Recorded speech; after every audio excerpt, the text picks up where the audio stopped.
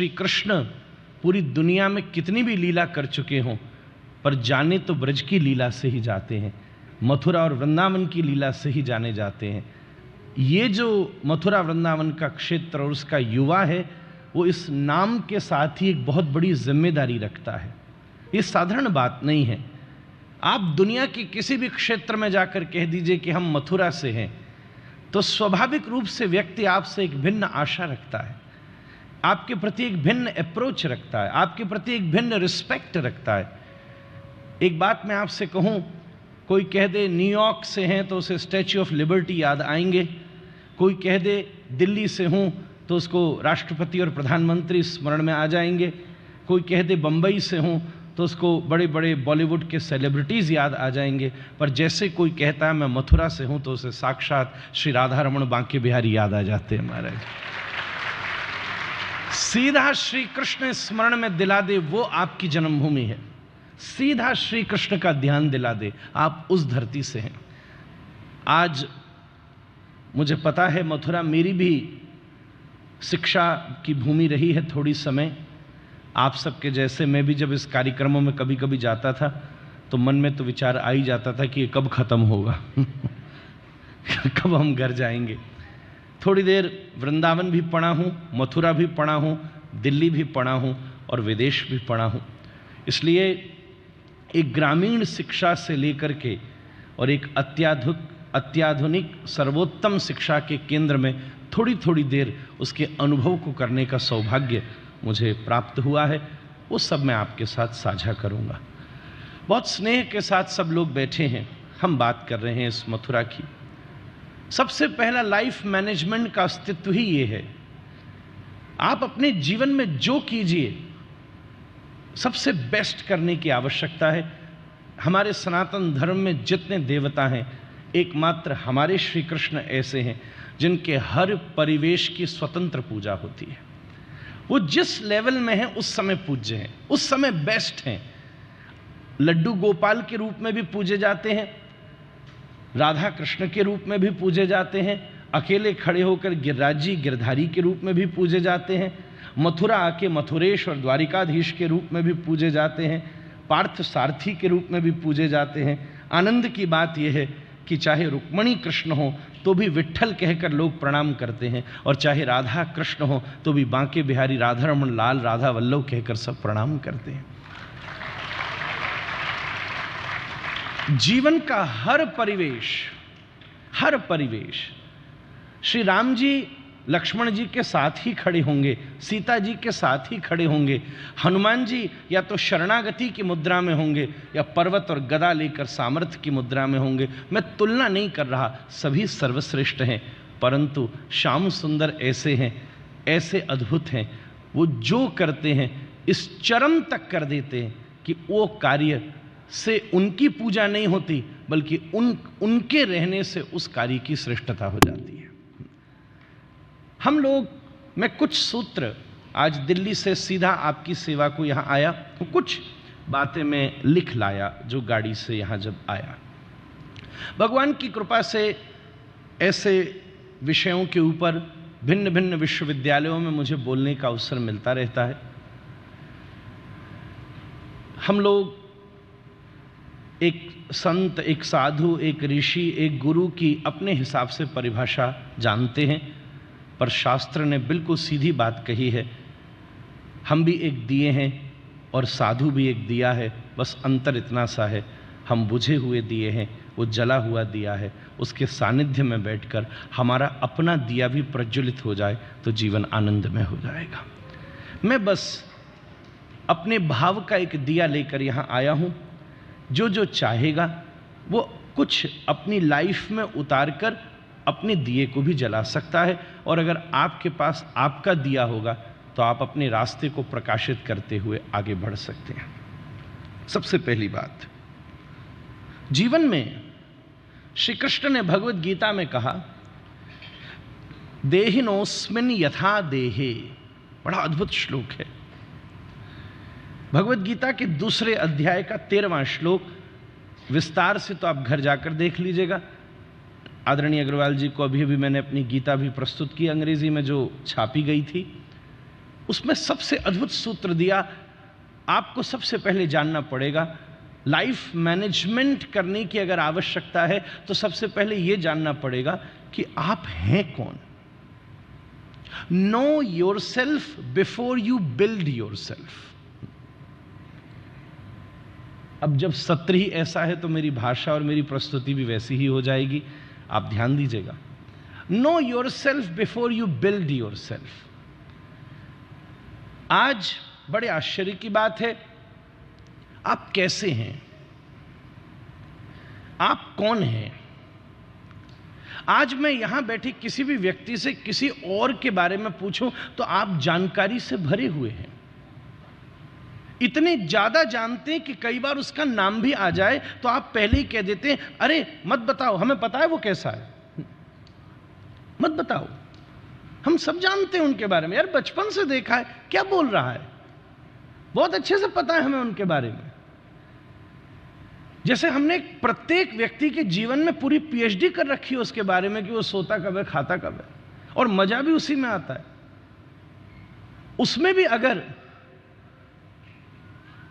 किसी की प्रशंसा हो रही हो तो हम उसमें असहज होने लग जाते, और उसमें किसी की निंदा हो रही हो, ओ हो, ब्रज भाषा में कहूं, रबड़ी रसगुल्ला खाने में इतना मजा ना आए जितना बाकी निंदा सुनने में आवे महाराज। अगर सुनाने वाला थक भी जाए तो थोड़ी देर में फिर कहते, चाय लोगे, और क्या लाएं, बैठो तो सही यार, अच्छा क्या कह रहे थे, सच में बहुत बदमाश आदमी है। पता नहीं हमारी क्या स्थिति ये बन गई है। अगर व्यक्ति कोई अचानक से चौबे जी सफल हो रहा हो ना, तो पहली दिमाग में आती है, जरूर इसने बहुत गड़बड़ की होगी। क्यों नहीं हम मान सकते कि उसने बहुत मेहनत की होगी, क्यों नहीं वो शार्प होगा, क्यों नहीं वो राइट टाइम पर राइट डिसीजन लेना जानता होगा। हम पहले ये क्यों सोच रहे हैं कि जरूर इसने कॉन्स्पिरेसी करप्शन किया है इसलिए आज ये आगे बढ़ गया। हम पूरी दुनिया के विषय में बहुत सावधानी से सबको जानते हैं। मैं निवेदन करूं, हमारे पास पशुओं से अलग होने के लिए एक वस्तु है जिसको हम कहते हैं चिंतन। हमारे पास प्रोग्रेसिव थॉट करने की सामर्थ्य है। इतनी बड़ी शिक्षण संस्था केएमपीएस के अधिपति भी यहां विराजमान हैं। आप ये बात अपने स्कूलों में रोज पढ़ाते होंगे। हमारे पास प्रोग्रेसिव थॉट की सामर्थ्य है। हजारों साल से घोड़े ने वही घास खाई है, उसने कभी नहीं सोचा कि let me make a grass soup. उसने कभी नहीं सोचा कि मैं उस घास का कोई सूप बना लूं, कोई ग्रीन टी बना लूं। और इस समय one of the expensive T is lemon grass tea, isn't it? बड़ी जबरदस्त मजा आता है, कहीं बढ़िया बैठ के पीजिए। हमने उस घास को चाय तक पहुंचा दिया। अ प्रोग्रेसिव थॉट वो किसी पशु के पास नहीं है। मैं थोड़े दिनों पहले ऑस्ट्रेलिया में था, तो मैं उच्चारण में भूल करूं तो मुझे सुधारिएगा। कोयला एक मंकी की ब्रीड होती है ऑस्ट्रेलिया में। जब मैं उसको हाँ आप देख, सब बुद्धिमान, मैं आपकी परीक्षा ले रहा था, पता तो चले। ऐसा तो नहीं कि एक ही पढ़ा लिखा बैठा यहां सब हैं, अच्छे लोग आए। मुझे यह बताया गया कि वो लगभग 80% पूरे दिन में सोता रहता है। ध्यान दीजिएगा, 80% 24 आवर्स में वो केवल सोता रहता है, बस थोड़ा सा उठता है। The slowest animal on the planet, बस कुछ सोता ही रहता है। बस थोड़ी देर उठता है, फिर खाया, फिर सो गया, फिर उठा, थोड़ा पिया, फिर सो गया, फिर उठा, फिर मैक्सिमम उसका मन किया। जब वंश वृद्धि का समय आया उतने तक ही सीमित है। आहार निद्रा भय मैथुन सामान्य में तत् पशुभिर्नराणाम। It's the same thing. When pollen falls from stigma, then fertilization happens, isn't it? This is what we are teaching in our physics and biology books. It's the same process. But human existence is much more beyond that, much more. extensively because we have a technique of progressive thinking. और मैं निवेदन करूं, इस progressive thinking के लिए आसपास के वातावरण का बहुत बड़ा महत्व होता है. ध्यान दीजिएगा, आसपास के वातावरण का बहुत बड़ा महत्व है. आप क्या सोच रहे हैं उसका प्रभाव पड़ता है. आपकी थिंकिंग प्रोग्रेसिव उस लेवल तक हो पाएगी जिस लेवल के लोगों के साथ आपका एसोसिएशन होगा. मैं निवेदन करूं, प्रोग्रेसिव थिंकिंग का प्रभाव भी एसोसिएशन और एजुकेशन, इन दो से पड़ता है. और एजुकेशन में भी आज केवल किताबी पढ़ाई का महत्व नहीं रह गया, यह भी देखना पड़ रहा है कि स्कूल में जा कौन कौन रहा है. यह भी बड़ी इंपॉर्टेंट बात हो गई. एक घटना मुझे बड़ी अच्छे से याद है, बड़ी सीरियस सिचुएशन है, बट एक बोर्डिंग स्कूल था और एक बच्चे को बहुत ज्यादा बुली किया जाता था because of whatever reason, because of the looks, because of the caste, because of the marks. He was extremely bullied. बहुत छेड़ा जाता था उसको, और इस हद तक छिड़ गया वो कि आज उसने निर्णय कर लिया. घर वालों को कंप्लेन करता तो वो कह देते सहन कर ली, बड़ी मुश्किल से फीस भरी है भाई, पढ़ ले, ये साल तो निकाल ले, वेस्ट हो जाएंगे पैसे. क्लासमेट्स बुली करना शुरू कर दिए, तो आज उसने निर्णय कर लिया कि मैं तो आज मर जाऊंगा, मैं आत्महत्या कर लूंगा. अपने जीवन को जो खत्म करने का प्रयास करें, उससे ज्यादा नकारात्मक स्थिति आपके जीवन में दूसरी नहीं हो सकती. हमारे वैदिक शास्त्रों में इससे बड़ा अपराध कोई दूसरा नहीं. निर्णय किया आज तो मैं मरी जाऊंगा, पर बोर्डिंग स्कूल था, मरूं कब. तो शाम को, दोपहर शाम को उसने सारी तैयारियां कर ली, क्या क्या मुझे साधन चाहिए, सामान चाहिए, बच्चे भी सो जाएं. निर्णय भी यह किया कि प्रधानाचार्य के ऑफिस में ही करूंगा. वहीं करूंगा, इन्हीं के चक्कर में सब हो रहा है, प्रधानाचार्य के ऑफिस में करूंगा. पर सोचा तैयारी तो हो गई, पर अब सो तो जाएं थोड़ी देर बच्चे. अब बच्चे भी आप जैसे नहीं थे जो चुपचाप मेरे प्रवचन में बैठ भी गए. जब अंदर भी वहां की रक्षक जब सबको सुला देते थे, उसके बाद भी गॉसिप चलती रहती थी. उसे पता था अगर 9 बजे सोने का टाइम था तो कोई 12 से पहले सोता नहीं था. तो वो भी छुप के बस प्रतीक्षा कर रहा था. जो उसे रस्सी चाहिए थी, जो उसे टेबल चाहिए, सोच लिया था कि रस्सी बांधकर पंखे से टेबल पर लटक जाऊंगा, मर जाऊंगा, सब सो जाएं, बस प्रधानाचार्य जी अपने यहां चले जाएं, वार्डन्स हमारी थोड़ी इजी हो जाएं, बच्चे क्लासमेट सो जाएं, बस. बीच में उसको लंच डिनर ब्रेक के बाद टाइम मिला तो चुपचाप प्रधानाचार्य के ऑफिस में भी घुस गया और वहीं छुप के बैठ गया. पर सोचा अभी मैं ये सब करता किसी ने देख लिया तो मुझे कोई करने नहीं देगा. लुक एट द माइंड, कितना शार्पली उसको प्लान कर रहा है अपने आप को मारने के लिए. अभी थोड़ा टाइम लग रहा था, एक आध बार उसको लगा शायद सो गए होंगे, फिर भी उसको कुछ मूवमेंट्स की आवाज सुनाई दी. तो उसने कहा अभी और रुक जाओ, अब 2 घंटे कम से कम निकालने हैं, 2 घंटे करूं तो करूं क्या. प्रिंसिपल का ऑफिस है तो डेफिनेटली वहां कुछ न कुछ बुक्स, कुछ न कुछ फिलॉसफी, कुछ न कुछ मटेरियल, वर्ड्स, कई अवार्ड्स, कई सारी चीजें वहां रही ही होंगी. आजकल का कोई होता तो इंस्टाग्राम की रील देख के टाइम निकाल ही सकता था. वो बेचारे के पास मौका था नहीं, क्योंकि हॉस्टल में फोन अलाउड नहीं था. तो बंदा करे तो करे क्या. एक रियल व्यक्ति की कहानी सुना रहा हूं आपको. करे तो करे क्या. प्रधानाचार्य भी थोड़ी धार्मिक प्रवृत्ति का व्यक्ति था. तभी उसकी दृष्टि पड़ी, उसने देखा एक किताब पड़ी है, उसमें एक हाथी का चित्र बना हुआ है, वो भी डूब रहा है, मर रहा है, चिल्ला रहा है, और उस हाथी की सूंड ऊपर निकली है और ऊपर गरुड़ पर बैठकर नारायण आ रहे हैं. तो उसे कुछ कनेक्शन फील हुआ कि मेरी स्थिति भी तो कुछ ऐसी है, ये शायद रस्सी सूंड की तरह ही है. उस किताब के आगे ऊपर लिखा था कल्याण.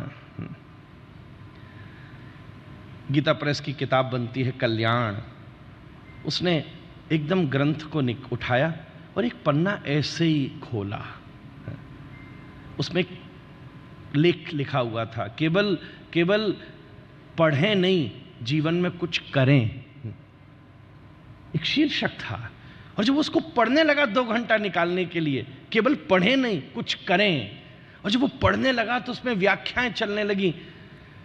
और एक क्षण में बात आई, वो व्यक्ति जो अपने जीवन में दूसरों के कुछ भी कहने से हतप्रभ हो जाता है, जो अपने आप को खत्म करने की स्थिति कर लेता है, कहीं ना कहीं भगवान की ये लीला थी कि आत्महत्या के विरोध में इतनी चीजें लिखी थी कि उसको तो 100 जन्म तक मुक्ति न मिले। एक क्षण तो उसके मन में विचार आए, वो जीवन का सबसे बर्बाद व्यक्ति है, और उसने सोचा बच्चों की छोड़ो, अब तो किताब भी मुझे गाली दे रही है। एक क्षण उसने ये सोचा, और जब अगला लेख उसने शुरू किया तब उसमें एक पंक्ति लिखी हुई थी, जीवन में हर स्थिति एक आवेग की तरह है। आवेग, अगर आपके पास किसी सोडा की बोतल हो, उसे बड़ी जोर से हिलाओ और तुरंत खोल दो तो आपको भी गंदा कर देगी, फैल भी जाएगी, सामने सबको गंदा कर देगी। पर बहुत जोर से हिलाने के बाद थोड़ी देर के लिए रख दो और 15 मिनट के बाद आराम से खोलो तो उसका प्रेशर सेटल डाउन हो जाएगा। जीवन में ये हमारी स्थिति हर स्थिति पर ऐसी घटती है। एक आवेग आता है, क्रोध का, काम का, मोह का, मद का, मात्सर्य। Is someone trying to irritate you, tease you, bully you, जैसे सोडा की बोतल जोर से हिलाई, अगर उसी समय ढक्कन खोल लिया तुमने मुंह का तो तुम भी गंदे हो जाओगे, संबंध भी खराब हो जाएंगे। थोड़ी देर रुकने की आवश्यकता है, इस आवेग को निकलने दो। और जब उसने ये सोचा कि किताब भी मुझे गाली दे रही है तो उसने कहा अब ऐसा नहीं करूंगा, और उसने वो प्लान को कैंसिल कर दिया। और कहते, मैं नाम नहीं लेना चाहता, कुछ सालों के बाद वो इस देश के राजनीतिक, व्यापार, हर स्तरों के ऊपर एक सर्वोत्तम व्यक्ति के रूप में प्रतिष्ठित है। नाम ले लूं तो यहां बैठा प्रत्येक व्यक्ति उसकी कहानी जानता होगा। उन्होंने जब मुझे ये बताई बात, पर यह भी कह दिया था आप लेना नहीं, क्योंकि मैंने अभी इसको खोला नहीं है, कभी ऑटोबायोग्राफी लिखी या मरने के बाद कभी कोई लिखेगा तो बता दूंगा। उसने मना किया, पर मैं आपसे निवेदन कर रहा हूं, एसोसिएशन, थॉट का प्रभाव ही उस संघ से पड़ता है। प्रोग्रेसिव थॉट है आपके पास, इसलिए सबसे पहले जानना पड़ेगा आप कौन है। और आप असीमित संभावनाओं की स्थिति हैं। आप बिल्कुल कुछ भी बना सकते हैं अपने जीवन में, आप जैसा चाहें वैसा मन बना सकते हैं, आप जैसा चाहें वैसा तन बना सकते हैं, आप जैसी चाहें वैसी बुद्धि बना सकते हैं। जैसे कुम्हार मिट्टी को चाक के ऊपर रख के जैसा चाहे वैसा बना सकता है। और अगर आज उसने कुल्हड़ बना भी लिया और उसका मन किया कि मुझे फिर से बनाना है, तो कोई आश्चर्य की बात नहीं है, वो कुल्हड़ को फिर से फोड़ेगा, फिर से चूरा बनाएगा, फिर से पानी डालकर मलेगा, फिर से लेई बना के चाक के ऊपर घुमा के कटोरी बना देगा। कल उसका मन किया कि मुझे कुछ और बनाना है तो प्लेट बना देगा, कुछ और मन किया तो जग बना देगा। मैं आपसे निवेदन करूं, आप अपने मन को, अपनी बुद्धि को और अपने शरीर को जैसे चाहो वैसे बना सकते हो। बस ध्यान रखना, कुम्हार की जैसी प्रतिभा होनी चाहिए। इसलिए सबसे पहले अपने आप को जानना पड़ेगा, आप कौन हैं। आप असीमित संभावनाओं की स्थिति हैं। इस संसार का कोई ऐसा काम नहीं है जो आप नहीं कर सकते। असीमित संभावनाओं। ह्यूमन इज, मैंने कई बार अपने उद्बोधनों में कहा, human is not just a resource, in fact he is unlimited possibility. मनुष्य कभी रिसोर्स नहीं हो सकता। मैं तो ह्यूमन रिसोर्स शब्द से एग्री भी नहीं करता, चाहे बड़े बड़े कॉर्पोरेट्स इसका डिपार्टमेंट बनाते होंगे।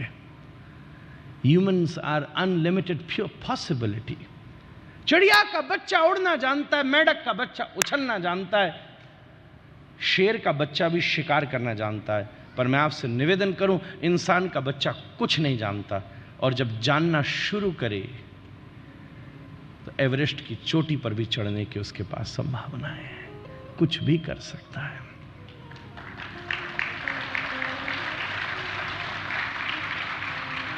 सबसे पहला सूत्र ही यही है, आप अपने आप को जानने का प्रयास। Know your self before you build your self. आप कैसे हैं, मैं आपको उसके लिए एक टेक्निक कह देता हूं, वेरी इंपॉर्टेंट। एक चार्ट बनाइए, चाहे आप स्टूडेंट हैं और चाहे आप वाइस चांसलर हैं, सबके काम में आएगी ये बात। चाहे प्रोफेशनल हैं, चाहे एंटरप्रेन्योर हैं, चाहे बिजनेस टाइकून हैं, चाहे स्टूडेंट हैं, चाहे दाता हैं और चाहे मुझ जैसे छोटे से भिक्षुक हैं, सबके काम में आएगी। अपने जीवन में एक चार्ट बनाइए, सात्विक, राजसिक, तामसिक, गीता ने आज्ञा दी। और थोड़ी थोड़ी देर में 1 साल तक अपने आप को ऑब्जर्व करिए कि अगर मेरे सामने एकदम से बिजनेस अनसटल दिखा तो मैंने उस पर रिएक्ट क्या किया। मैं इरिटेटेड हो गया, मैं टेंस्ड हो गया। ऐसी स्थिति में आप अपने नेचर को थोड़ा सा राजसिक स्थिति पर लिखना शुरू कीजिए। नेगेटिविटी और पॉजिटिविटी पर आपका रिस्पॉन्स कैसा, आप कब उठते हैं, कब सोते हैं, आप क्या खाते हैं, आप कितने कमिटेड हैं अपने कमिटमेंट्स को लेकर, धीरे धीरे धीरे धीरे आपका व्यवहार कैसा है, आप सत्य बोलना कितना एंजॉय कर रहे हैं, आप किसी के प्रोग्रेस के बारे में सुनकर कितने एक्साइटेड हो रहे हैं। एक चार्ट बनाइए। मैंने कितनी बार कहा है, किसी के दुख में दुखी होना धर्म है, पर किसी के सुख में सुखी होना परम धर्म है महाराज।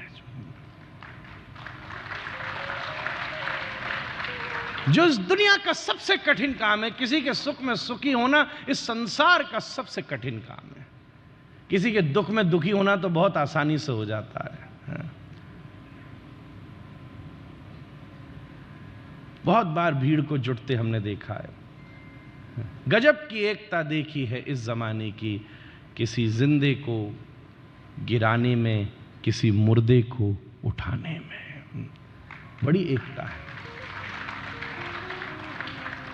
एक चार्ट बनाइए, सात्विक, राजसिक, तामसिक, और उस पर पेन डाउन कीजिए। मैं ये नहीं कह रहा कि कोई भी मैं भी हूं तामसिक, डिग्री कौन सी बड़ी है, ज्यादा परसेंटेज कहां से आ रही है। अगर हमारे नॉर्मल बिहेवियर पर भी मैं आपसे निवेदन कर दूं, हम इसके ऊपर कभी एक वर्कशॉप भी कर सकते हैं, पर नॉर्मल बिहेवियर हम लोगों का होता है वो ज्यादातर जनरल ह्यूमन राजसिक एटीट्यूड का होता है, बीच का। अब उसमें 2 स्थिति हैं, या तो वो ड्रैग हो या वो खराब, या तो खराब हो या प्रोग्रेस करे। जैसे दूध, ध्यान दीजिएगा, दूध थोड़ी देर तक रहा तो या तो वो बिल्कुल सड़ जाएगा, बदबू आ जाएगी, खट्टा हो जाएगा, और या दूसरी एक बात है कि अब दूध प्रोग्रेस करे, अभी उसमें संभावना है प्रोग्रेस करने की। थोड़ी देर रोकिए, थोड़ी देर उसको कोई अच्छा एसोसिएशन दीजिए, थोड़ा सिरका, थोड़ा दही डाल दीजिए तो थोड़ी देर में दही बन जाएगा, और अभी उसमें संभावना है आगे बढ़ने की, तो फिर मथिए तो मक्खन और छाछ बन जाएगी, और माखन तैयार है तो कान्हा तो कब से तैयार है महाराज। और फिर भी अभी संभावना है, मैं निवेदन करूं, माखन के बाद भी संभावना है कि इससे घी निकल सकता है, और जिस समय तक घी निकल गया तो दोनों काम आपके पास आ जाएंगे। आप घी लेकर अपने शरीर को भी ऑल्टर कर सकते हो, और दिया जला के पूरे समाज को भी ऑल्टर कर सकते हो। 2 ही तो स्थिति हैं। जैसे दूध या तो डिसीड हो सकता है, डिक्रीज हो सकता है, स्पॉइल हो सकता है, या घी तक प्रोग्रेस कर सकता है। हमारे मनुष्य जीवन की भी यही संभावना है। गीता ने आज्ञा दी, सात्विक, राजसिक, तामसिक। उस पर आपकी दिन भर की दिनचर्या, कम से कम वर्ष भर लगाकर, ज्यादा कुछ नहीं हो तो रिकॉर्ड कीजिए। आप अपनी लाइफ मैनेजमेंट करना चाह रहे हैं, एक कंपनी मैनेजमेंट आप करते हैं, फाइनेंस अलग है, लीगल अलग है, मार्केटिंग अलग है, क्या नई डिपार्टमेंट्स हैं आपके पास, और ये सब डिपार्टमेंट को हेड करने वाला आपकी जिंदगी है, उसी का मैनेजमेंट आप, you are your own accountant. Let me tell you one more thing, आप पूरी दुनिया के लिए जो भी हो सो हो जाना, पर आप अपने जीवन के कभी ओनर नहीं बनना, आप अपने जीवन के मुनीम बने रहना।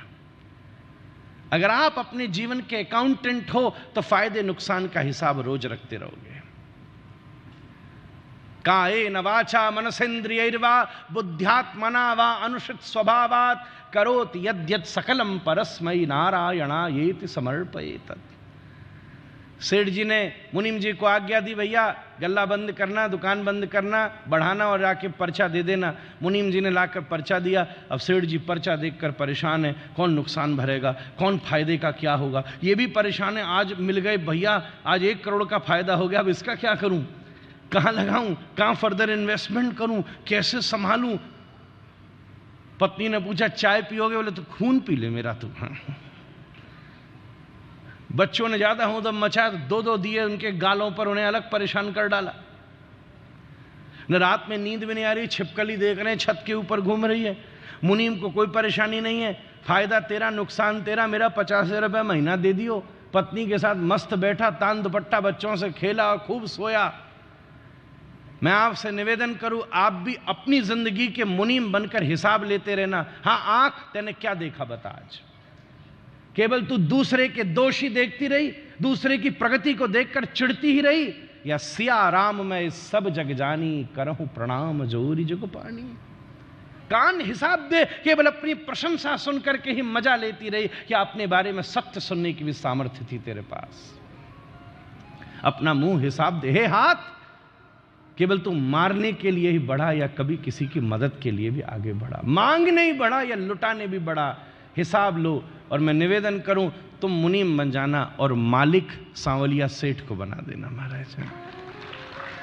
फिर देखो जिंदगी का आनंद किस स्तर पर चलता है। सात्विक, राजसिक, तामसिक, 3 चार्ट बनाइए, 1 वर्ष तक उस पर काम कीजिए कि हमें हमारा नेचर किस तरफ है, ज्यादा किस तरफ जा रहा है,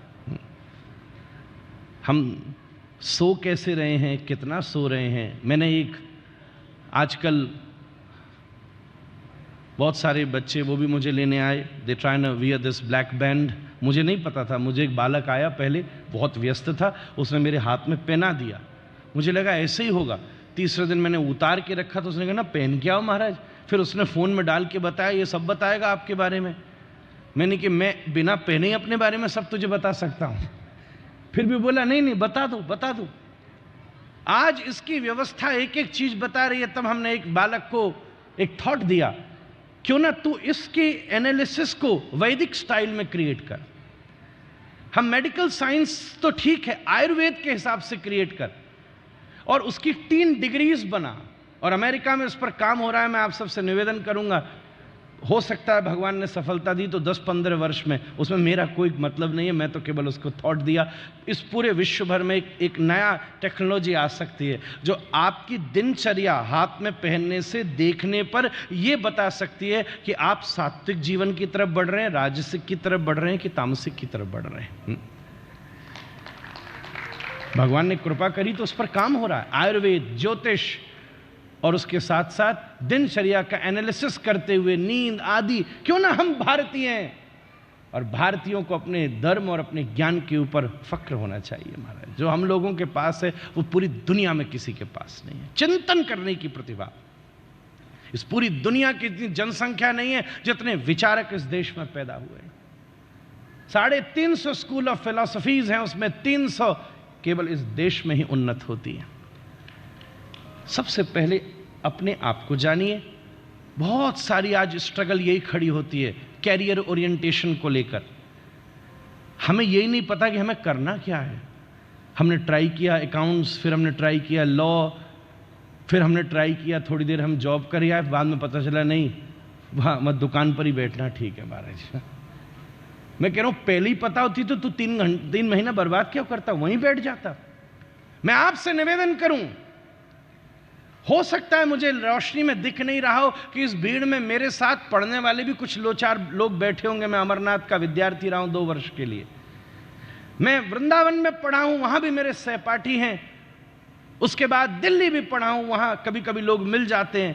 विदेश भी पढ़ा हूं, और वहां मेरा एक बहुत अच्छा मित्र था, वो अब रियाद का था। कभी कभी जाता हूं, मुझे मिल जाता है। पर मेरे बाल्यकाल से जब भी मैं स्थिति में पढ़ा, मेरी एक बात बिल्कुल निश्चित थी, चाहे वृंदावन था और चाहे ऑक्सफोर्ड की धरती पर चला गया, पर मुझे पता था कि मैं पैदा कहाँ हुआ हूँ, किस घर में हुआ हूँ, किसने मुझे इस धरती पर वृंदावन का वास दिया है। मैं जानता हूँ कि भागवत जी की सेवा का सामर्थ्य क्या है। इस संपूर्ण शिक्षा को आज उसी परिवेश में करने का प्रयास किया, वहां के अध्ययन को भी इसीलिए करके आया कि वहां पढ़ा हुआ व्यक्ति भी सामने बैठे तो मैं उसकी भाषा में भगवत गीता के सूत्रों का निवेदन कर सकूं। जब आप अपने आप को जानेंगे, आज पहले हम अपने आप को ही नहीं जान सके। Know your self before you build your self. और यह काम कभी से शुरू हो सकता है। कुमार जब चाहे तब बना सकता है।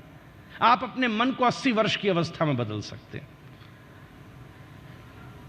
इस दुनिया में वृंदावन में अंग्रेजों का मंदिर बना, इस्कॉन चलाने वाले प्रभुपाद जी महाराज, जिनको अभय चरण स्वामी जी उनका नाम है मुख्य, रिटायरमेंट के बाद वो व्यक्ति 60-70 वर्ष की अवस्था के बाद उन्होंने विचार किया कि मैं पानी के जहाज में बैठ के अमेरिका जाना चाहता हूं। और जब वो उस स्थिति में, जब आप सोचते हो कि अब तो घर में बैठे तान दुपट्टा, तब वो व्यक्ति निकला अमेरिका की धरती पर।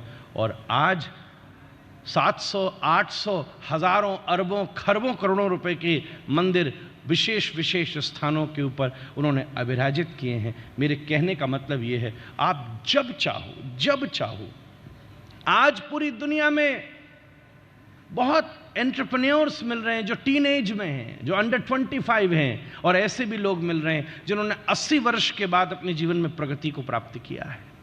आप जब चाहो तब इस फॉर्मूला को अप्लाई कर सकते हो। जब चाहे कुम्हार तब कुल्हड़ को बदल के कटोरी बना सकता है, चम्मच बना सकता है। और मैं निवेदन करूं, सर्राफों का बाजार है ये मथुरा, वो जब चाहे चांदी से जो मर्जी बना सकते हैं। कभी वही चांदी किसी स्त्री के चरणों में पड़ी हुई पायल थी, पर एक सर्राफा भगत निकले तो उसी चांदी से केशव देव का मुकुट बना सकता है महाराज। ये तो आपके हाथ की सामर्थ्य है महाराज। हो सकता है किसी के पैरों में पड़ा हुआ अपना जीवन हो, पर किसी कलाकार के हाथ में लग जाए तो पूरी दुनिया के मुकुट की तरह वो जीवन सुशोभनीय हो सकता है। सबसे पहला सूत्र, know your self before you build your self. दूसरा सूत्र, उद्धारेत आत्मनात्मत्मन। श्री कृष्ण भगवत गीता में बड़ी अद्भुत सूत्र कह रहे हैं, मैनेज योर माइंड और इट विल मैनेज यू। प्रश्न इतना सा है, आप मन की सुन रहे हैं कि मन आपकी सुन रहा है? बस इतनी सी बात है। मन शब्द का मतलब क्या होता है? मन शब्द का मतलब होता है इजी, कंफर्ट, आराम, बिल्कुल बस मैं सुखी होना चाहिए, नो डिस्टर्बेंस। इसका मतलब होता है मन। आप जब भी इधर उधर कुछ करेंगे सबसे पहले वो परेशान होगा। हनुमान जी ने लगाई बड़ी तेज छलांग महाराज लंका पे जाने के लिए। सबसे पहले मैनाक आया। ध्यान देना, मैनाक का मतलब जिसमें फल है, जिसमें बढ़िया पेड़ हैं, जिसमें रहने खाने सोने सबकी व्यवस्था है। और उसने प्रस्ताव दिया, इतना बड़ा काम करने जा रहे हो हनुमान जी, थोड़ी देर सो जाओ, थोड़ी देर। हनुमान जी मुस्कुराए, तेरा प्रस्ताव बहुत अच्छा है भाई, पर मेरा उद्देश्य थोड़ा सा बड़ा है, क्योंकि राम काज कीजय बिना मोहे कहां विश्राम। बस हाथ रख दिया। He had gone beyond his comfort zone. Mainak का मतलब है कंफर्ट जोन, इजी, सो जाओ, खा लो, रह लो, सो लो। पर मनुष्य जीवन इससे परे पहुंच सकता है। Progressive thought and liberation, these are two major intensities which a human existence has. तुम अपवर्ग प्राप्त कर सकते हो। अपवर्ग, ये शास्त्र का शब्द है, ध्यान दीजिएगा। आप बुद्धिशाली बुद्धिजीवी लोगों के बीच में मैं बैठा हूं। अपवर्ग, beyond, beyond, out of the box. घोड़ा नहीं सोच सका आउट ऑफ द बॉक्स, शेर भी नहीं सोच सका आउट ऑफ द बॉक्स, पर मनुष्य के पास सामर्थ्य है, वो अपवर्ग सोच सकता है। वो इस जन्म मृत्यु के कारागृह से भी निवृत्त होने का विचार कर सकता है। तभी आदिशंकर कहते, पुनरपि जननम पुनरपि मरणं पुनरपि जननं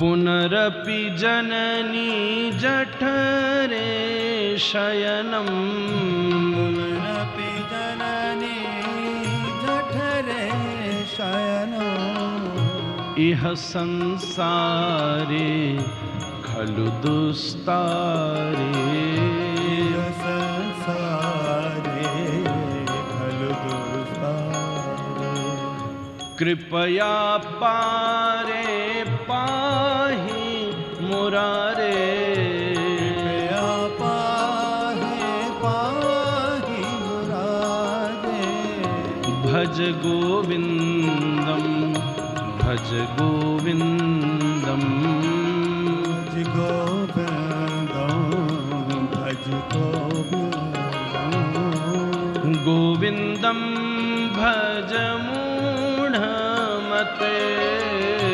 गोविंदम भज मूढ़मते गोविंदम भज मूढ़मते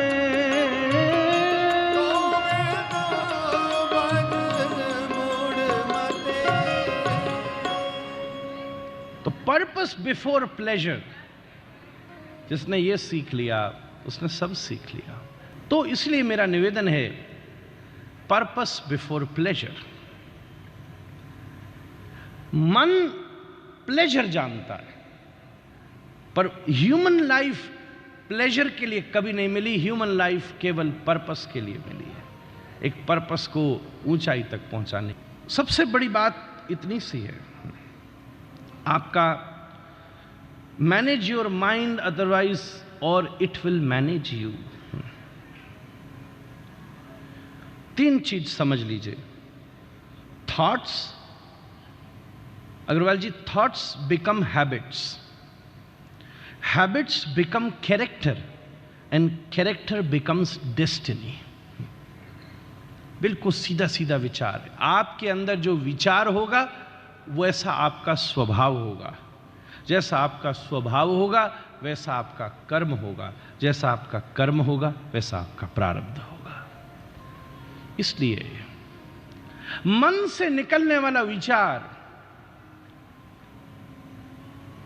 बिल्कुल नेगेटिव आते ही उसको कंट्रोल करने का अभ्यास कीजिए, उसको फ्लरिश मत कीजिए। मन का स्वभाव, आजकल बच्चे खेलते हैं ना भैया, वो स्लाइम से, स्लाइम होती है ना ऐसे बड़ी लिबलिबी सी, कहीं भी उसको रख दो चिपक जाती है। मन का स्वभाव ऐसा है, बड़ी स्लाइम होता है मन, और तुरंत चीजों को चिपका लेता है अपने आसपास। तुरंत जरा सी कोई ऐसी बात होगी, इंप्रेशंस आते हैं उसके ऊपर, जैसे इस पूरे आयोजन का एक आध दो इंप्रेशन आ जाएंगे। मन के लिए जो अच्छी बात नहीं होगी वो याद भी नहीं रहेगी आपको।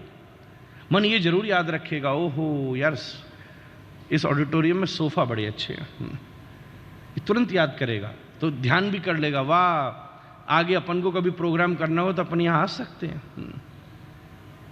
फिर मन इन्हीं में से चार पांच चीजें और निकालेगा जो उसके लिए आराम की होंगी या उसके लिए विरोध की होंगी। अपने तुरंत चिंतन के प्रति अवेयरनेस को लाना पड़ेगा। जैसे आप यहां बैठे, कोई लोग आ जा रहे हैं, तो स्वाभाविक है कि आपकी ये सेंसेस उनकी तरफ ले जाएंगी। देखो जरा कौन गया, देखे जरा कौन आया, अरे ये पीछे से किसकी आवाज आई। इस अवेयरनेस का मतलब ही मन होता है। और अगर मैं अपनी अवेयरनेस को फैला दूं तो मैं 2 मिनट नहीं बोल सकता यहां, क्योंकि मेरी दृष्टि में तो हजारों आ रहे हैं, जा रहे हैं, बैठ रहे हैं। अपनी अवेयरनेस को अगर आपने केंद्रित कर लिया, यही साधक करता है। वो जो भी करे, पर उसका मन सदा ठाकुर जी का स्मरण करता रहता है, उसका मन केंद्रित है। इसलिए अपने चिंतन को बार बार, मैं कह रहा हूं जीवन बिल्कुल नेगेटिव हो, सफलता मिल ही नहीं रही हो, भगवान का भजन भी ठीक से नहीं हो रहा हो, कोई बात नहीं, आपका मन नेगेटिव बोलते उसको चुप कर दीजिए। और पॉजिटिव बोलते खूब, बहुत बढ़िया, वाह क्या लोग कंप्लेन कर रहे हैं कलयुग चल रहा है, मैं कह रहा हूं बहुत बढ़िया युग चल रहा है। अभी वृंदावन है, अभी केशव देव विराजमान है, अभी द्वारिकाधीश कृपा कर रहे हैं, अभी संत इस धरती पर डोल रहे हैं। अभी अभी थोड़े दिन पहले की भूमि है जब स्वामी हरिदास जी, हरिवंश महाप्रभु, श्री चैतन्य महाप्रभु इस धरती पर घूमे हैं। अभी बड़ा बड़ा परोपकार हो रहा है। अरे पूरे सतयुग त्रेता द्वापर सब जगह दुष्ट बैठे हैं, रावण जैसा तो मुझे आज कोई भी नहीं दिख रहा। बड़ी गजब का टाइम चल रहा है और इतनी भगवान ने सुविधा दे दी है। बड़े बड़े योग यज्ञ करके जो नहीं हो सकता वो एक बार जय श्री कृष्ण बोलने से हो सकता। महाराज एक बार बोलने से। यही कलिकाल न साधन दूजा, जोग जग जप तप व्रत पूजा, राम ही सुमरिए गाइए राम ही, संतत सुनिए राम गुण ग्राम ही। विचार एकदम जोरदार। विपरीत से विपरीत परिस्थिति में भी जीवन में 3 प्रकार के लोग होते। एक होते जो कहते हैं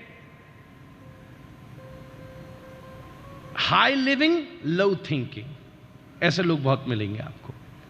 दूसरे लोग पुराने सब अपने बड़े बूढ़े बुजुर्ग आज्ञा देते थे, भाई simple living but high thinking.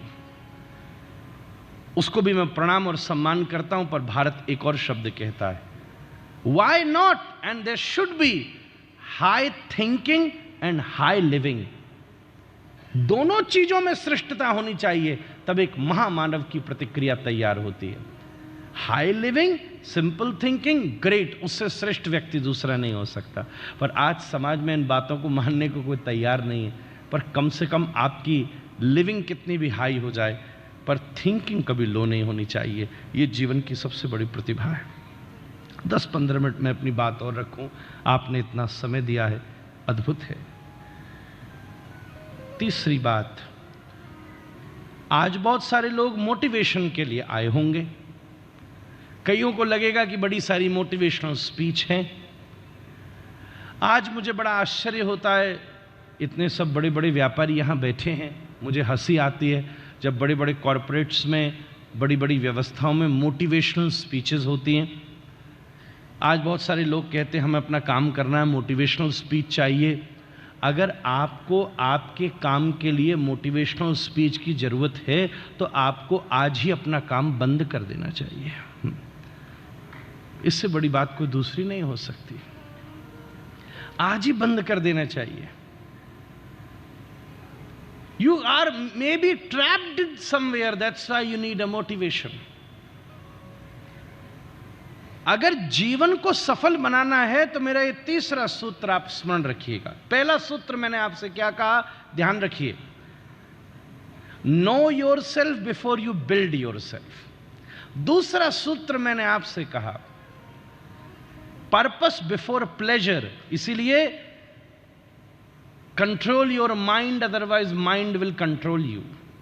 तीसरा सूत्र मैं आपसे कह रहा हूं, discipline is much higher than any motivation. Discipline से बड़ा मोटिवेशन दूसरा नहीं हो सकता। Constant discipline. इसलिए आज यहां बैठा वो प्रत्येक व्यक्ति मेरी दृष्टि में पूरा सफल है जो अनुशासन के साथ बैठा हुआ है। पतंजलि ने अपना पहला सूत्र, योग सूत्र दिया, अतः योगानुशासनम। योग का मतलब ही होता है डिसिप्लिन। हमारे भीतर किसी भी एक कार्य के लिए अगर आप फुली डिसिप्लिन्ड हो, डिसिप्लिन शब्द का मतलब केवल समय, व्यक्ति, स्थान तक सीमित नहीं है। उद्देश्य की पूर्ति के लिए जब व्यक्ति डिस्ट्रैक्ट नहीं होता तब डिसिप्लिन्ड होता है। हर एक क्रिया, कथाओं में मैं एग्जाम्पल देता रहता हूं। अभी थोड़े दिनों पहले भारत ने ओलंपिक्स में बहुत बड़ा पदक जीता जब जेवलिन थ्रो हुआ था। मैं उसको देख रहा था। व्यक्ति दौड़ा और उसने बड़ी जोर से फेंका और वो जाके एक पॉइंट पर लगा। 1 मिनट में एनालिसिस हुआ और घोषणा हो गई कि ये जीत गया। इस पूरी प्रक्रिया में मुझे लगता है पूरी प्रक्रिया होने में एक्चुअल में 45 सेकंड से ज्यादा का काम नहीं हुआ। 10 से 15 सेकंड तक वो दौड़ा, 5 सेकंड तक वो हवा में रहा, 5-10 सेकंड में मशीन ने बता दिया कहां पहुंचा और पता चल गया कि वो जीत गया। बिल्कुल सीधी बात है। 45 मिनट में भारत को सबसे बड़ा पदक दिलाने वाला वो व्यक्ति क्या मोटिवेशन की तलाश कर रहा होगा? जब मैं उसके बारे में थोड़ा सा पढ़ रहा था तो मुझे पता चला कि उस 45 सेकंड में जो उसने अचीव किया उसके लिए उसने 45 साल को समर्पित किया होगा। Every day. कितनी बार शाम को बहुत तेज भूख लगने के बाद भी अपने हेल्थ डिसिप्लिन के लिए नहीं खाया होगा। कितनी बार आप सबके जैसे बहुत बड़े बड़े लोगों के बीच में उसको बड़े बड़े फंक्शंस और पार्टीज के लिए इनवाइट मिला होगा, पर उसने उस 45 सेकंड के लिए उसको सैक्रिफाइस किया होगा। कितनी बार किसी न किसी कारण से रात में 2 बजे सोने के बाद भी उसने आज की प्रैक्टिस के लिए सुबह 4 बजे उठना स्वीकार किया होगा। उस 45 साल के डिसिप्लिन ने उस 45 सेकंड में उसकी पूरी जिंदगी बना डाली, पूरी जिंदगी बना डाली। तो जब हमारे जीवन में कोई उद्देश्य हो तो उसके अनुसार आपको अनुशासन नियंत्रित करना चाहिए। अनुशासन।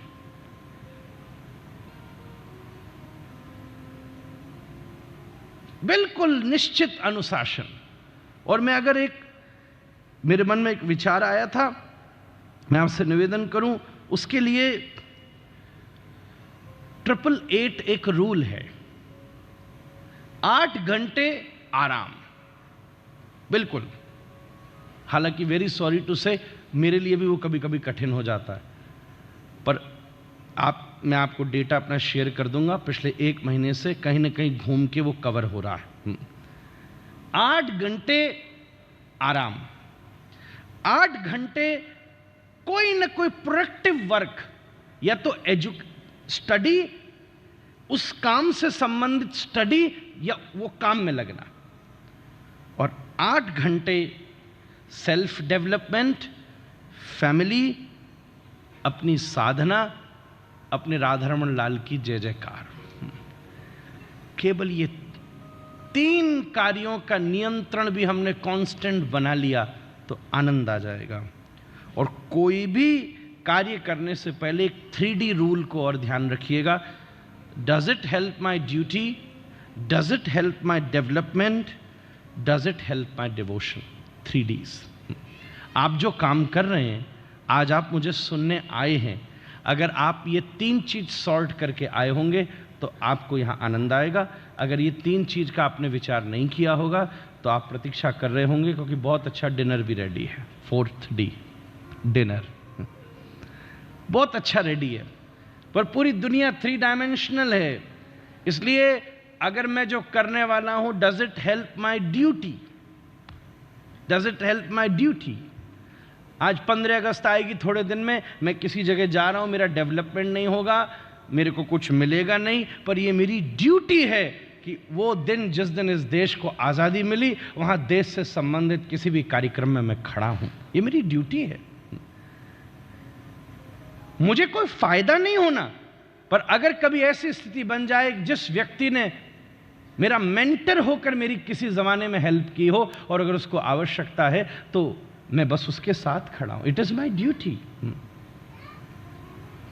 यहां कुछ मेरे ऐसे भी प्रियजन बैठे हैं, परिवार के शिष्य, जो शायद मुझे दिन में 2 बार भी मिल लेते होंगे, पर वो बड़े आनंद से यहां बैठ के सुने। उन्हें लगता है गुरु सामने बैठा है, मैं उनका शिष्य हूं, वो आए हैं तो मुझे सामने बैठकर सुनना है। It is my duty.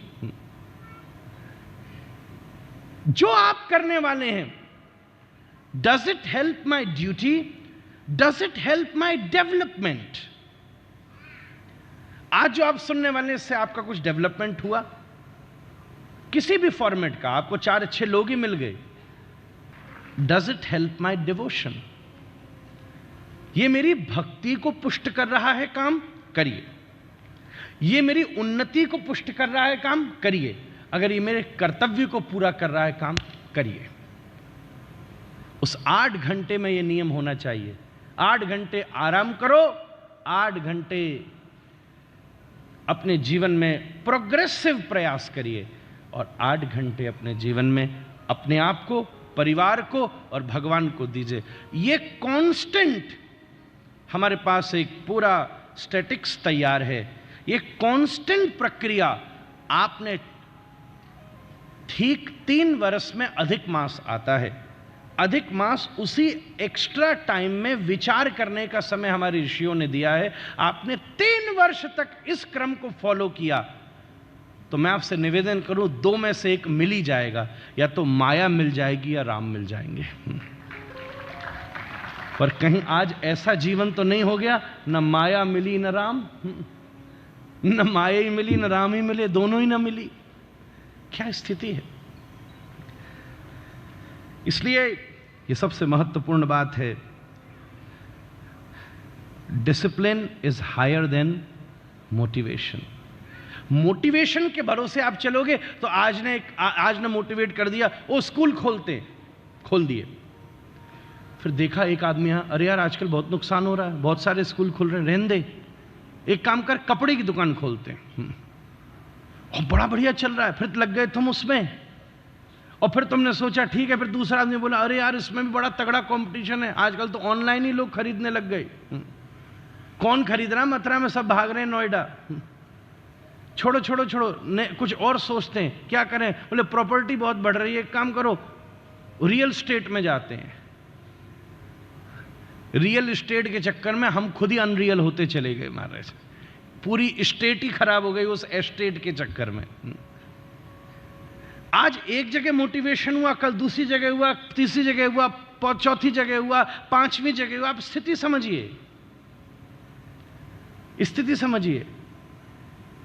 अच्छा, आप कभी शादी ब्याह में जाइए, अभी बुफे लगा होगा, छोटी सी प्लेट हो और सामान बना हो कम से कम 48 प्रकार का, और आपका मन करे सभी चखना है, और उसी प्लेट में आपने रसगुल्ला डाला, फिर बगल में डाली दाल मखनी, फिर उसके बगल में डाली पीली वाली दाल, फिर उसके बगल में डाली पनीर की सब्जी, उसके बगल में डाला मलाई कोफ्ता, उसके बगल में डाला दम आलू, उसके बगल में डाला चावल, उसके बगल में डाली रोटी, फिर बगल में मालपुआ भी डाल लिया, फिर रायता भी डाल लिया।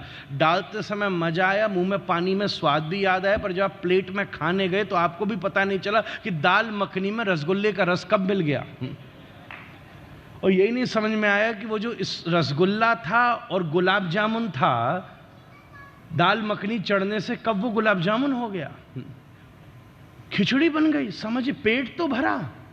आज यही तो हो रहा है, पेट तो भरा। एक एक चीज डाली थी स्वाद लेने के लिए, पर स्वाद किसी तीसरी चीज का ही आ गया। अगर मोटिवेशन के स्टेटस पर चलोगे तो बिगड़ जाएगी बात। हां, डिसीजन और डिसिप्लिन चलिए, फिर उस डिसिप्लिन को पूरा करने के लिए मोटिवेशन ढूंढना पड़ेगा, तो बात बन जाएगी। एक नियमित दिनचर्या। और मैं एक और निवेदन करूं, कई बार कोई काम ऐसा होता है जो अनियमित होकर के ही हो सकता है, तो अनियमित होना भी नियमित होने जैसा ही है कि तुम सदा अनियमित ही रहोगे। ध्यान देना, ऐसा ही है। बहुत सारे प्रमाण इतिहास में मौजूद हैं, बहुत सारे। लगातार उसका प्रयास करते रहिए। Discipline is higher than any motivation. अगला एक लास्ट सूत्र कहूंगा, व्यापारियों के बीच में 2 और बचे हैं, बस 2-2 मिनट उस पर कहकर अपनी बात विश्राम करूंगा। बड़ी महत्वपूर्ण बात है। Earn with honesty and spend with responsibility. Responsibility का मतलब यह नहीं होता इतने ज्यादा सतर्क हो गए कि खर्च ही नहीं कर पा रही। ना ना ना ना। जब हमने कहीं कुछ खर्च किया है तो ध्यान रहना चाहिए कि यह हमारी जिम्मेदारी है। Earn with honesty and spend with responsibility. चाहे धरती की कोई चीज हो, कोई चीज हो, आप बहुत ईमानदारी के साथ किसी को सुनिए और बहुत जिम्मेदारी के साथ अपने जीवन में लागू कीजिए। अगर कथा भी अच्छे से सुननी है तो, केवल मैं पैसे की बात नहीं कर रहा। अगर जिम्मेदार नहीं होगे और सुन लिया तो कई बार अपच भी हो जाता है। इसलिए तो कई कई बार मेरे पास 15-15 साल के बच्चा आ जाते हैं, महाराज मैं तो सन्यास ले रहा हूं। मैंने कहा भाई तूने छोड़ने के लिए अभी पाया क्या है? न तो घरवाली है तेरी, माता पिताओं से वैसे ही नहीं बन रही है, 2-3 छोड़ के अलग चली गई हैं, तो तू छोड़ेगा क्या? अभी है ही नहीं तेरे पास कुछ छोड़ने लाए, बस कपड़े ही नहीं बदले, है ये तू पहले से भाई। ना ना ना ना, सबसे इंपॉर्टेंट बात है। और ये चीज कब आती है जीवन में? इतने सब युवा वर्ग और श्रेष्ठ जन यहां बैठे, तेजस्वी एक चीज ध्यान रखना, ये कब जीवन में आती है। और मैं बहुत बड़ा स्टेटमेंट आपसे कहने जा रहा हूं, अगर आप समझदार और जिम्मेदार लोग, हवा हवा की बात है, हाँ ठीक है आ रहा है यार, ये सब क्या झंझट में फंसना, तो छोड़िए, फिर ये सत्र आपके लिए नहीं है, कहीं हम और मिलेंगे, वो भी करना गुरु कृपा से हमको आता है। और अगर आप जिम्मेदार श्रोता हैं तो मैं आपसे एक बहुत महत्वपूर्ण बात कहने जा रहा हूं। Wealth is a tool not a goal. जीवन में समृद्धि, धन माध्यम है, उद्देश्य नहीं है। और जब माध्यम आप उसे मानेंगे तो दोनों चीज ध्यान से रखेंगे। आप एक टैक्सी भी बुक करते हो ना तो बड़ी जिम्मेदारी से करते हो, ड्राइवर की प्रोफाइल भी चेक कर लेते हो, जिम्मेदार व्यक्ति से पूछ करके बैठते हो। अर्थ को अगर साधन बना करके लोगे तो बड़े से बड़ा उद्देश्य पूरा कर सकते हो, पर अर्थ को ही उद्देश्य बना करके चलोगे तो बहुत होने के बाद भी लगेगा अभी तो कुछ हुआ ही नहीं है, अभी तो कुछ पाया ही नहीं है। जो आपने पाया है वो सबसे बड़ी ये प्रतिभा है कि आप उसको पाना जानते हैं। ध्यान दीजिएगा, आपने क्या पाया है। अर्थ पाया ये बड़ी बात नहीं है, भगवान की कृपा से आपको धन मिला ये बड़ी बात नहीं। दुनिया में ऐसे लोगों के पास भी धन है जो भगवान के बारे में जानते भी नहीं है। आपने धन पाया ये भगवान की कृपा नहीं मानना, क्योंकि फिर अगर जब धन लुट जाएगा तो फिर कहोगे भगवान की कृपा नहीं हो रही है। पर मुश्किल भी तो यही है ना। कई बार कोई आदमी से कहो भैया बड़ी ऊंचाई तक तुम पहुंच गए, तो बोले तुमको क्या पता, खून को पसीना बहाया है, एड़ी से चोटी तक का जोर लगाया, 22 घंटे मेहनत करी है, तब जाके एम्पायर खड़ा हुआ है। और आज सब लुट गया, तो ये कैसे हुआ? बोले भगवान की इच्छा है। फिर नहीं बोलता मेरा आलस्य, मेरी गलत निर्णय, मेरा प्रमाद, मैं बहक गया, पैसा पचा नहीं पाया, मैं बहक गया, तब नहीं बोलता। जीवन में सबसे बड़ी अनुभूति प्राप्त करनी है तो ये सबसे महत्वपूर्ण विषय है। कृपा ये नहीं है कि आपके पास धन है, कृपा ये है कि आपके पास उसको प्राप्त करने का टैलेंट है, गुण है। अगर गुण है तो 5 रुपए भी खेल कर सकता है, और गुण नहीं है तो उसके आगे हजारों जीरो लगा दीजिएगा, उसका कोई महत्व नहीं है। कृपा ये नहीं है। सबसे पहले तो अपने जीवन में यही कृपा मानिएगा कि आपको मनुष्य जीवन मिला है, यही कृपा मानिएगा भारत में मिला है, यही कृपा मानिएगा इस मथुरा जैसे दिव्य तीर्थ नगरी में मिला है महाराज। इससे बड़ी कोई कृपा नहीं हो सकती। Earn with honesty and spend with responsibility, ये सबसे बड़ी इंपॉर्टेंट बात है। निहायत ईमानदार तरीके से। अब आपको महाराज आज ईमानदार हो कि किसको पैसा मिलता है?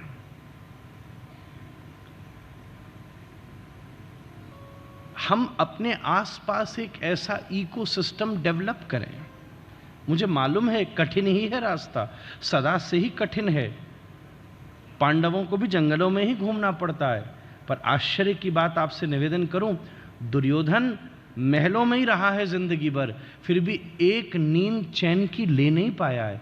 पांडवों ने पूरा आधा जीवन जंगलों में, उपेक्षा में, प्रॉब्लम्स में बिताया है, पर हर रात कृष्ण की जंघा पर अर्जुन सिर धर के चैन की नींद सोया है महाराज।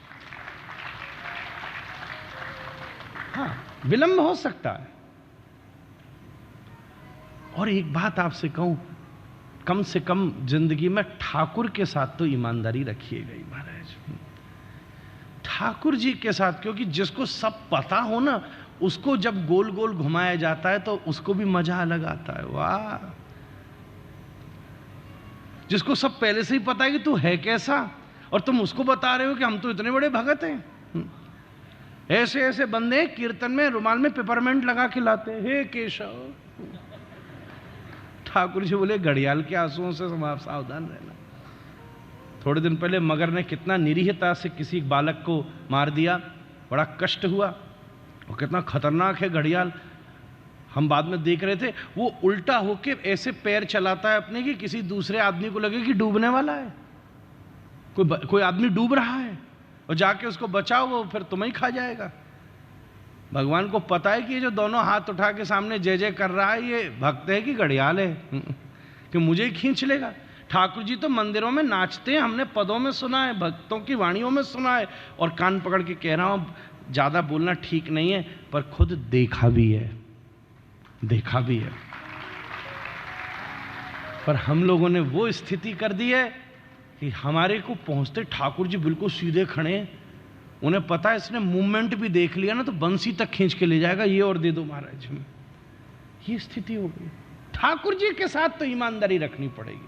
प्रभु वाह, जीवन में जो पाया है, क्योंकि महत्वाकांक्षाओं के लिए व्यक्ति बेईमानी कर सकता है, आवश्यकताओं के लिए कभी व्यक्ति बेईमानी नहीं कर सकता। ये सबसे महत्वपूर्ण बात है। Earn with honesty and spend with responsibility, बहुत जिम्मेदारी के साथ। और अंतिम बात आपसे मैं निवेदन करूं, अपने जीवन में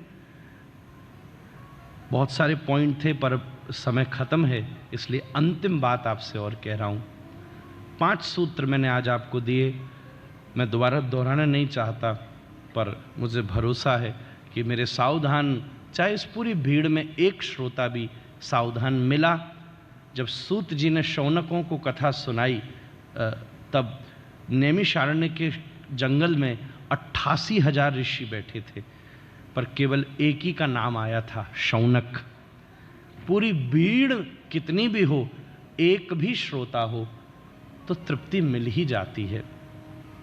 मैं अभी गाड़ी में इन दोनों से कह रहा था, गाय खाने के पीछे कभी नहीं दौड़ती, वो ग्वाले के पास खाने के लिए नहीं रहती, क्योंकि खाना तो वो घास फूस कहीं से खा लेती है, दूध के लिए रहती है कि उस दूध को पीने वाला कोई बछड़ा और ग्वाला मिल जाए। ऐसे ही ज्ञानी पैसा के पीछे नहीं भागता, वो तो किसी ऐसे के बीच में बैठ जाता है जो उसके अपने अनुभव को अपने जीवन में उतार के अपने जीवन को भी श्रेष्ठ बना ले महाराज। इसलिए अंतिम बात मैं आपसे निवेदन करने जा रहा हूं, आप चाहे कितने भी बड़े प्रोफेशनल हो जाइए, कितने भी बड़े प्रोग्रेसिव बन जाइए, कितने भी बड़े एंटरप्रेन्योर, कितने भी बड़े बिजनेस, कितने भी बड़े टाइकून, कितने बड़े से बड़े व्यापारी, बड़े से बड़े समाज सेवी, बड़े से बड़े क्लब के हेड बन जाइए, पर ये देश आपको ऑलवेज एक प्रपोजल देता रहता है। आप अच्छे हस्बैंड बनिए, अच्छी वाइफ बनिए, अच्छे फादर, अच्छे सन बनिए, आप अच्छे व्यापारी बनिए, पर ये भारत कहता है आपके पास अवसर है, थोड़े से स्पिरिचुअल भी बन जाइए। इसलिए अपने जीवन में चाहे कुछ भी हो जाए, अपने जीवन का केंद्र रखना मेरे राधा रमण लाल को महाराज। आपके जीवन का केंद्र क्या है, एपिसेंटर। नरेश जी, मैं अपनी मैथमेटिक्स की क्लास में था, वृंदावन में मेरे मास्टर साहब थे, मुझे अभी भी याद है, 5th क्लास में होगा। उन्होंने एक प्रश्न पूछा था, सबसे बड़ा गणितज्ञ कौन सा है? बच्चों ने अपने अपने हिसाब से जवाब दिया, मैंने भी दिया, पर जो उन्होंने बताया वो मेरे दिमाग में फिट हो गई बात। उनके हाथ में एक कंपास था, पेंसिल थी, पेपर था। पूछा सबसे बड़ा गणितज्ञ कौन सा है? किसी ने कहा सर्किल बना ले, ना ना, उन्होंने कहा सबसे बड़ा गणितज्ञ वो है जो इस पेज का एपिसेंटर ढूंढ ले, पूरे पेज को नाप के इंच से इंच इसका सेंटर कितना है और उस सेंटर के हिसाब से इस प्रकाल का सर्कमस्फेरेंस कितना होगा। बस इतने के बाद तो गोला अपने आप बन जाता है। जिसने सर्कमस्फेरेंस और एपिसेंटर ढूंढ लिया, आप अपने जीवन का सेंटर बना देना कृष्ण को और सर्कमस्फेरेंस बना लेना धर्म को, फिर देखो आपके जीवन में सुख और आनंद की बौछार होगी महाराज।